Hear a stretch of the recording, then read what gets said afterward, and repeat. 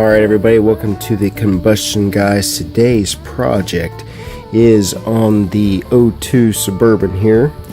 What we've got is at a low between 35 miles an hour and 55 miles an hour. I'll have a kind of a roar or a grinding coming from what feels like the driver's side here, and I'm pretty sure it's the wheel bearing. For the most part, very sure. In fact, once I took the wheel off, and even before I took the wheel off, but just check this out here. You can do a lot of movement. That's not the steering knuckle moving. That's the actual wheel hub itself, so a wheel bearing.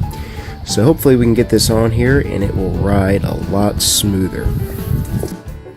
Here's a new wheel bearing. It's got two of these off of eBay for around $70 for both of them. They look like they're pretty decent shape. Had some good reviews. We'll see how it works out.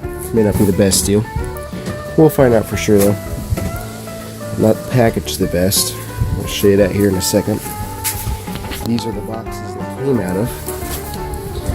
Not too impressed with that. That's the box itself, and another box, and then it was packaged in this very large box, and this looks like it got tossed and kicked around. So there's the name though, trusted, reliable quality. We'll see. We will see. So there's the new ones. Can't wait to get them on.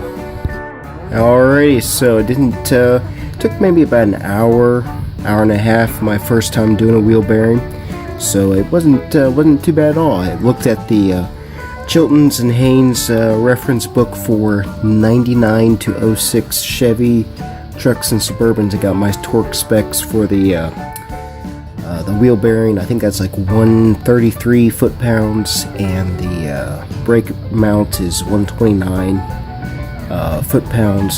So, but there's a lot less.